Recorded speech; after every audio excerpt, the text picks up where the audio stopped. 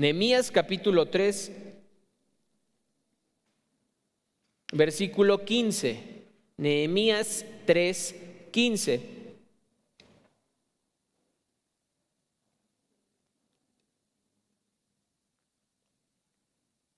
Que dice así: Salún, hijo de Colijosé, gobernador del distrito de Mizpa, reconstruyó la puerta de la fuente, la techó y la colocó en su lugar con sus cerrojos y barras. Reconstruyó también el muro del estanque de Siloé, que está junto al jardín del rey, hasta las gradas que llevan a la ciudad de David. Y ahora vamos a ver un pequeño video de cómo se vería en ese entonces la puerta de la fuente y el estanque de Siloé, del que habla aquí la palabra de Dios. Esa es la puerta y ahí está el estanque. Ahí están las gradas que dice que llevaban a la ciudad de David y que más adelante también te llevan al templo. Ahí está. Y vamos a dejar la imagen, el 2, que tengo también. Ahí está. Entonces este es el tramo del que habla este versículo. Para que nos pongamos en contexto, ahí está la puerta de la fuente, que precisamente se llama así porque de inmediato llegas a la fuente de agua de Gijón, que ahí hacen el estanque, que le llaman el estanque de Siloé o del enviado. Siloé significa el enviado. Entonces ahí está el estanque, la puerta, que en este caso vamos hoy a conocer. ¿Por qué? Porque dices, bueno, ¿cómo se relaciona esta reparación de una puerta, de una muralla, de una parte de Jerusalén con mi vida? Y recordemos que toda la Escritura, Antiguo y Nuevo Testamento, toda la Escritura está inspirada por Dios. Y este relato nos ayudará a recordar, a conocer y nos va a enseñar cómo a veces necesitamos reparar las puertas de nuestro interior. Cómo reparar las cosas que han sido afectadas por el pasado, por problemas, por situaciones y que nos impiden vivir la vida que Dios quiere para nosotros. Una ciudad sin murallas era sinónimo de inseguridad, era sinónimo de miseria, era sinónimo de pobreza en el Antiguo Testamento. A veces nuestra vida y nuestra alma está así, pobre, miserable, seca, y es Dios el que con su poder puede restaurarnos. ¿Cuántos lo creemos? Amén. Todos estamos aquí porque de hecho Dios ya ha empezado a hacer algo o ya está en una restauración de nuestras vidas y aquí estamos para seguir aprendiendo acerca de eso. Estas puertas nos van a enseñar también cómo podemos nosotros orar por la restauración de nuestro país. ¿Qué es lo que se necesita ser restaurado en nuestro país? ¿Qué es lo que se necesita ser restaurado en nuestras familias, en nuestra ciudad y en nuestras vidas? Por eso hoy vamos a hablar acerca de esta puerta, la puerta de la fuente. Como les dije, era el acceso al estanque de Siloé y más importante aún, era el acceso al manantial más confiable de Jerusalén. Cuando había escasez de agua, cuando había sequías, el manantial que estaba en ese lugar todavía tenía agua. Ese manantial no se secaba, aun cuando había sequía o hambre. La gente iba allí para recibir agua, agua que a veces podía hasta salvarles la vida. Era la fuente de agua más segura de Jerusalén. Y Nehemías encuentra esta puerta y este estanque en las peores condiciones. Es el que estaba más atacado y afectado por la guerra que hubo el siglo anterior. Es el que estaba por cientos de años ya derribado y destruido. Es el que estaba en peor estado. Incluso cuando él hace la inspección de la muralla, no puede ni entrar por ahí. Tiene que ir por otro lado, por lo deteriorado que estaba ese punto de la muralla, esa puerta en específico. Y eso me dice algo. la palabra de Dios muchas veces utiliza el agua para representar la vida y para representar incluso la vida de Dios que Él fluye y da hacia nosotros, hacia sus hijos. El agua es utilizada para hablar de esta relación espiritual que tú tienes, en la que recibes bendición de Dios, en la que recibes de Él. Por eso el día de hoy, nuestro tema, cuando hablamos de la puerta de la fuente, es un México próspero. Un México próspero porque vamos a aprender cuál es la verdadera prosperidad y cómo de Dios fluye como agua sobre nosotros, nuestras familias y nuestro México. ¿Cómo podemos obtener verdadera prosperidad? Porque estoy seguro que si tú sales y le preguntas a cualquier persona allá afuera, ¿qué significa ser próspero? ¿Cuál es tu concepto de prosperidad? Te dirán muchas cosas. Algunos te dirán no tener que ver el precio cuando vaya a un restaurante. Algunos tal vez te dirán tener buena salud, que no tenga que yo gastar dinero en médicos, en hospitales, o que pueda viajar, ir al país que yo quiera y tener las vacaciones que yo quiera. No lo sé. Vamos a encontrar diferentes respuestas cuando hablamos de qué significa prosperidad allá afuera. Pero hoy vamos a descubrir lo que significa la prosperidad aquí adentro, en nuestra palabra de Dios, ¿verdad? Aquí adentro, en nuestras vidas. Y cómo esa prosperidad de Dios va a impactar nuestro alrededor. Entonces, la puerta está destruida. No hay acceso. No hay acceso al estanque y no hay acceso a la ciudad por esa parte de la muralla. Fue la más atacada. Eso es justo lo que pasa ahora. Los ataques espirituales que tú y yo más recibimos son en específico para detener nuestra búsqueda de Dios vivo y verdadero. Este mundo está buscando una y otra vez impedir que tú busques a Dios, la fuente verdadera de vida. Impedir. Te lo puede hacer con ocupaciones, te lo puede hacer con entretenimiento, te lo puede hacer con trabajo, te lo puede hacer con distracciones, pero los mayores ataques que estamos recibiendo es contra la puerta de la fuente de nuestras vidas. Que esa esté destruida, que ni se pueda pasar, que cuando quiera orar algo más suceda, que cuando quiera leer su Biblia otra ocupación suceda, impedir por cualquier medio que esa persona se conecte con la fuente verdadera. Ese es el mayor ataque. Por eso era la puerta que estaba más deteriorada.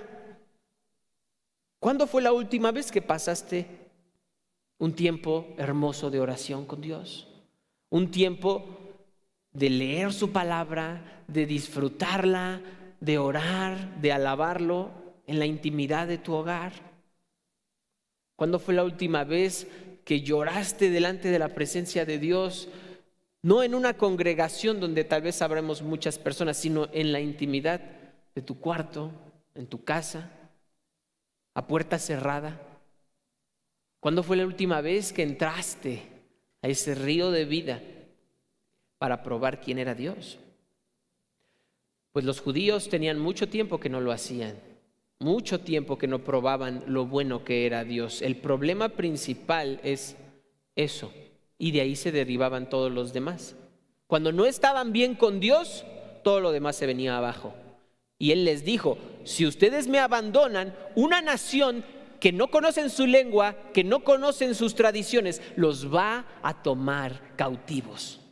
Acuérdense de cuando vivían en Egipto. Ya no son esclavos y son libres. Pero si me abandonan a mí, una nación más poderosa los tomará cautivos. Y eso fue exactamente lo que pasó. Muchos ni sabían lo que estaba pasando. Muchos tal vez iban caminando rumbo a Babilonia con unos grilletes preguntándose, ¿por qué nos pasó esto? Si nosotros éramos el pueblo escogido de Dios, ¿qué pasó? Y Jeremías tiene una respuesta para los que andaban en oscuridad, que no sabían qué estaba pasando. Jeremías capítulo 2, versículo 13, te invito a que vayas con tu Biblia, Jeremías 2:13.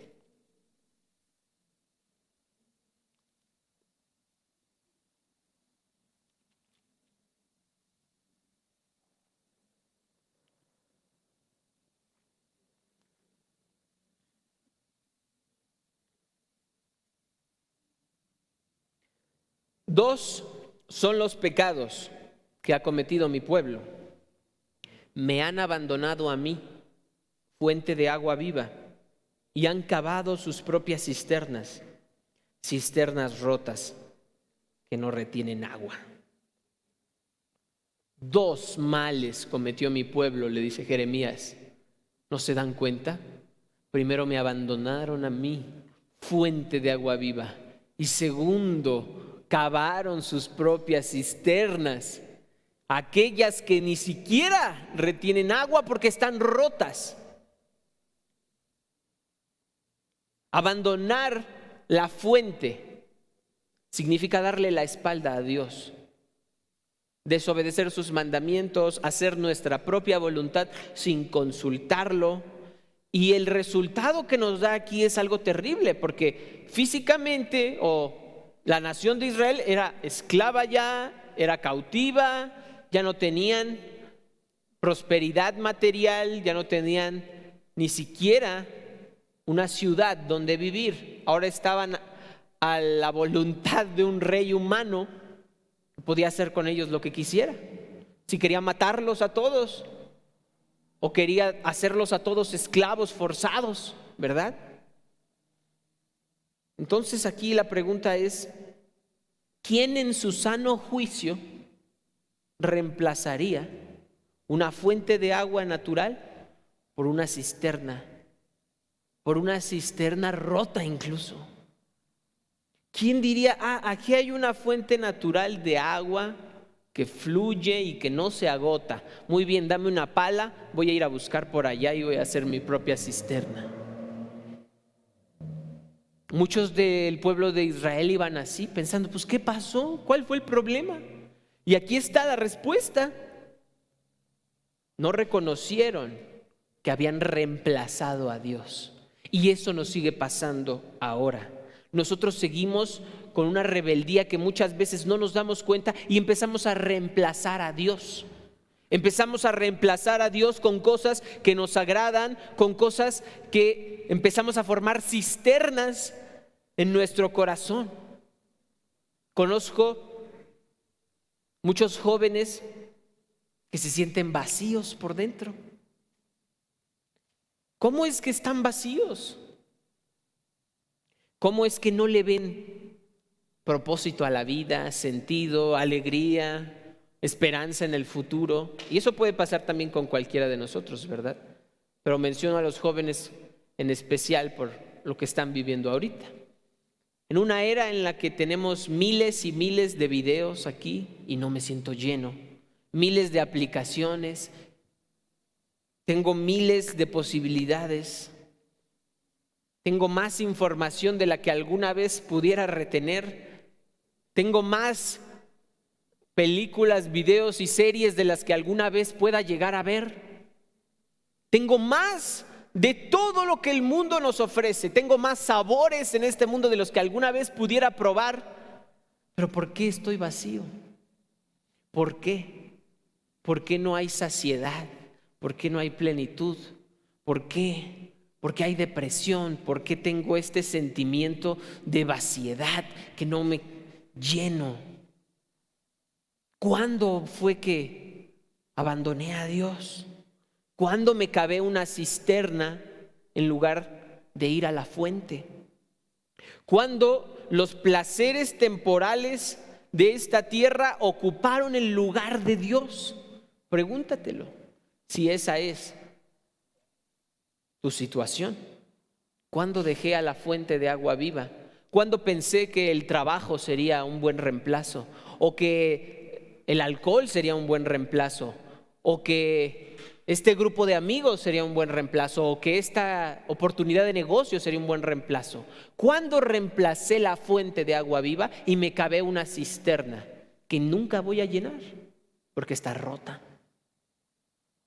que está vacía, que está seca. ¿Cuándo? Ese es el punto hoy. Que nosotros veamos con Jeremías, con ese asombro, cómo muchas veces abandonamos a Dios por los placeres temporales de esta tierra y luego nos preguntamos, ¿y por qué me va mal? ¿Y por qué me siento así? ¿Y por qué me siento vacío? ¿O y por qué ando triste? ¿O por qué siempre ando enojado? ¿O por qué a la primera cosa que me hagan yo respondo, ¿qué hay aquí adentro? Puede que tu cisterna se haya llenado de basura o se haya contaminado, ¿verdad? Con rencores, con envidias, con un pensamiento de ¿por qué a él le va bien y a mí mal? ¿Por qué él sí tiene y yo no tengo? ¿Por qué él no me ha pedido perdón?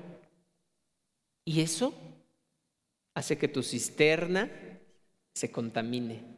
No solo está seco, también está contaminado. Dice, eso fue el pecado que cometió mi pueblo. ¿Y cuál es la respuesta de Dios? A mí lo que me sorprende es la respuesta de Dios ante nuestras rebeldías, ante nuestro abandono. Así, ante nuestro abandono me sorprende la respuesta de Dios. Porque Él prometió, aun cuando su pueblo andaba tras ídolos falsos, y aun cuando andaban rechazando la presencia y la voluntad de Dios, aún así Dios promete a su Espíritu Santo como la fuente inagotable de agua que traería la verdadera prosperidad a Israel, la verdadera prosperidad a cada familia. Esto lo dice en Isaías 44. Te invito a que vayas ahí conmigo. Isaías capítulo 44, los versículos 2 al 4.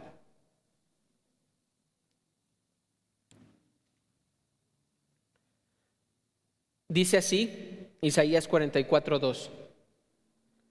Así dice el Señor, el que te hizo y el que te formó en el seno materno y te brinda su ayuda. Qué cariñoso está empezando Dios este versículo. Aunque en el contexto había mucha idolatría en el pueblo, como puede haber mucha idolatría en nuestro país también.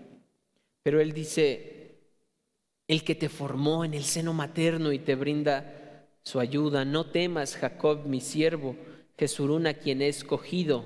Versículo 3, que regaré con agua la tierra sedienta y con arroyos el suelo seco.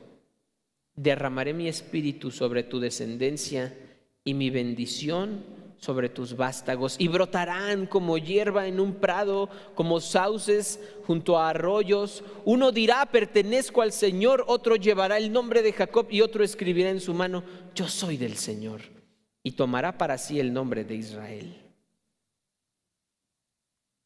Qué hermosa promesa de Dios.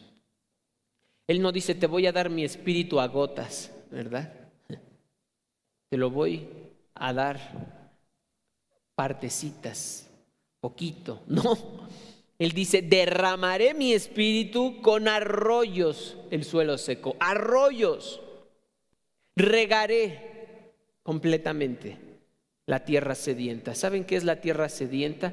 Es el corazón que no encuentra paz. Es el corazón que vive preocupado. Es el corazón que vive con un temor al futuro. Es el corazón que no haya paz. Esa es la tierra sedienta, porque siempre está necesitando. Dice, necesito ser regado, necesito ser otra vez bendecido con agua. Necesito el agua de Dios, porque lo he llenado con otra cosa. Y le echan otra cosa y se seca. Y le echan otra cosa y se seca. Y esta afición y se seca. Y este pasatiempo y se seca. Y esta sustancia y se seca. Y este dispositivo y se seca. Y se seca y se seca y se seca, porque solamente el agua de vida de Dios puede llenar nuestros corazones. Amén, amén, amén, amén, amén, amén. Amén. Una vida regada por el agua de Dios trae fruto. Así de simple. Tú cuidas y riegas una planta, un árbol, y da fruto. Es natural cuando lo hacemos cuidadosamente, ¿verdad? Cuando tenemos ese cuidado de buscar a Dios. Entonces es lo mismo acá. La respuesta de Dios es: derramaré mi espíritu. ¿Y cómo lo cumplió? Lo cumplió a través de Jesucristo. Jesucristo es el cumplimiento final de esta promesa de Dios de enviar a su espíritu. Jesús le dijo a sus discípulos: les conviene que yo me vaya, porque cuando yo me vaya a mi Padre, les enviaré mi Espíritu Santo y Él estará con ustedes siempre y los acompañará siempre, y Él llenará eso que el mundo no va a llenar, que esa relación no va a llenar, que esa sustancia no va a llenar, que ese dinero no va a llenar y que ninguna cosa en esta tierra va a llenar. Solo mi espíritu, dice Jesús. Mira lo que le dice a la samaritana en Juan 4:14.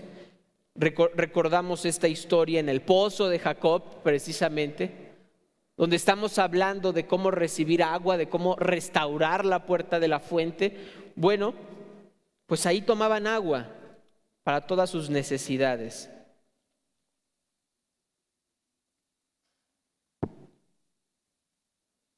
Una agua natural que cualquiera de nosotros tomamos, pero Jesús tenía algo mejor.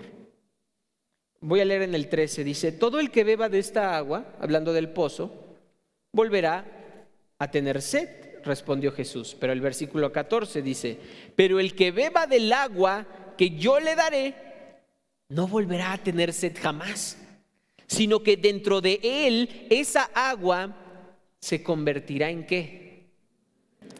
En un manantial del que brotará vida eterna. Amén. No eres solamente, gloria a Dios, porque somos un manantial. Jesús no quiere solamente que tengas un poquito, ¿verdad? No dice: y aquí simplemente vas a retener el agua. No, dice que tú, escúchalo, tú te convertirás en un manantial. Dentro de él, esa agua, esa vida de Dios que a través de Jesucristo es dada, que a través del Espíritu Santo es traída a nuestro ser, dice, dentro de nosotros esa vida, esa agua se convertirá en un manantial. Ya no vas a ser cisterna, vas a ser manantial. Ya no vas a ser depósito, vas a ser fuente. Ya no vas a retener, vas a dar. Eso es sorprendente. Dios no quiere solamente que tú pruebes el agua, sino que te conviertas en un manantial donde colabores con el fluir de Dios y la bendición de Dios siga fluyendo hacia los demás. Dice: no quiero que solamente pruebes mi agua, quiero que seas manantial de vida eterna. Esa es la verdadera prosperidad.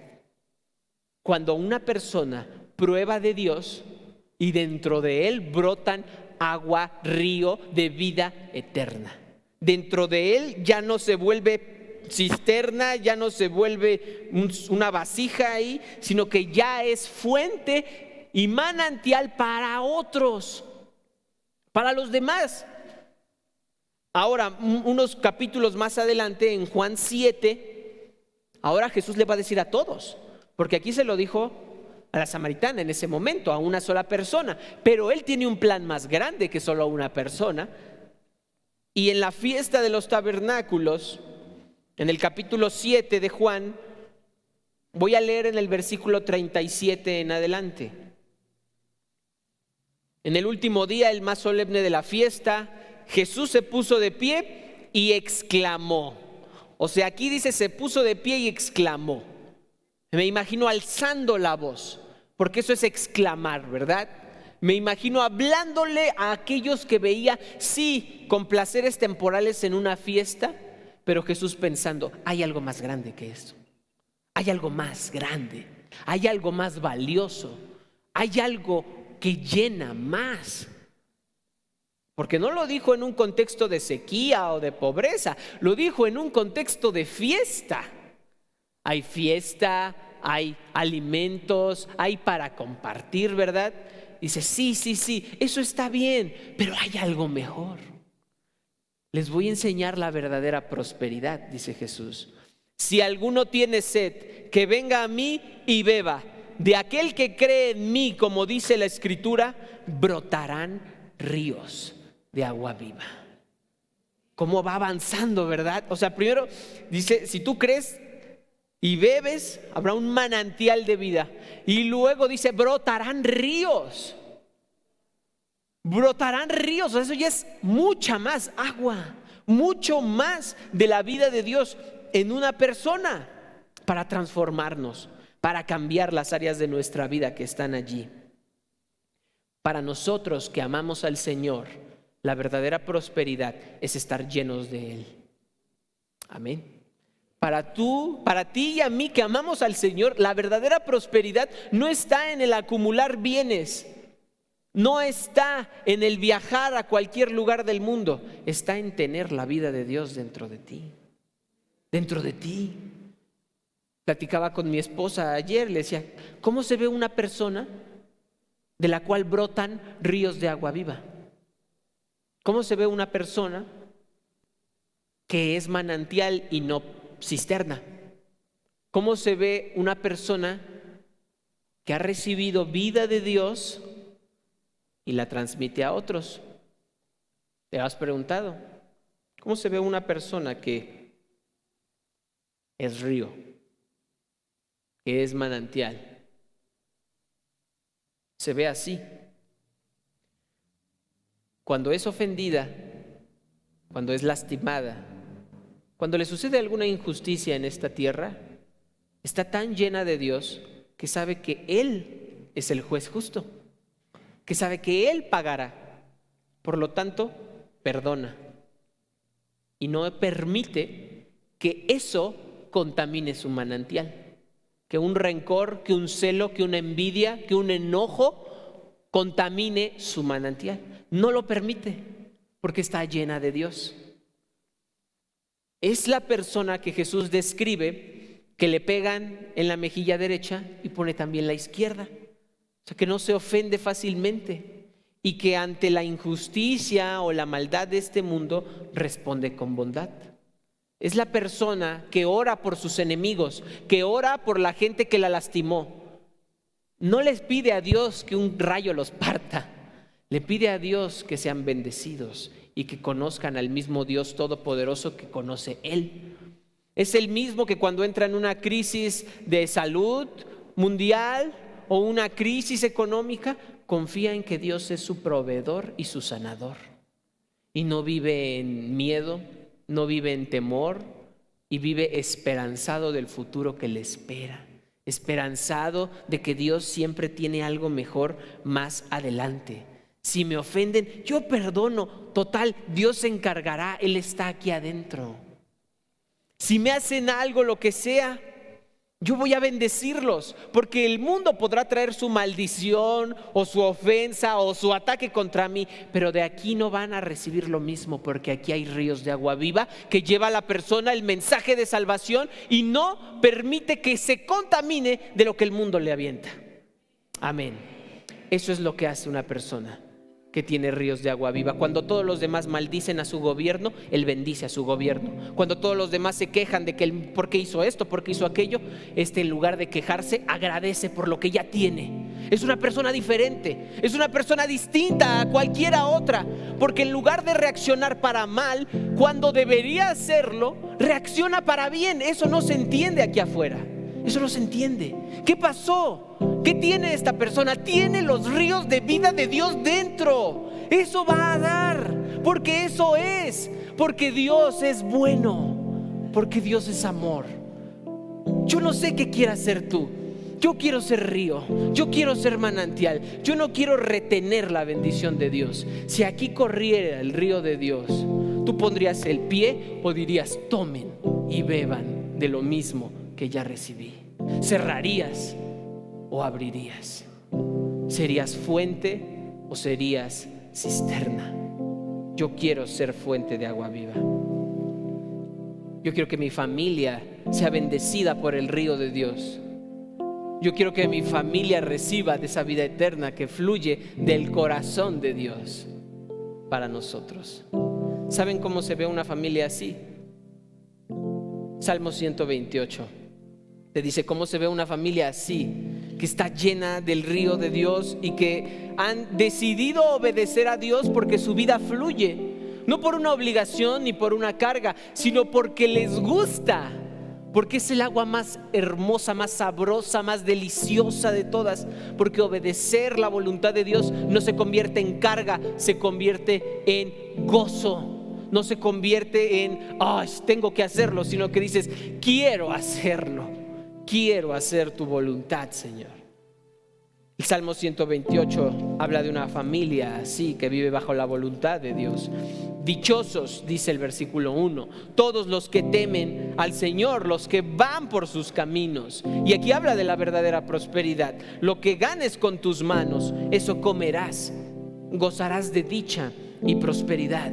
En el seno de tu hogar, tu esposa será como vid llena de uvas alrededor de tu mesa, tus hijos serán como vástagos de olivo. Tales son las bendiciones de los que temen al Señor.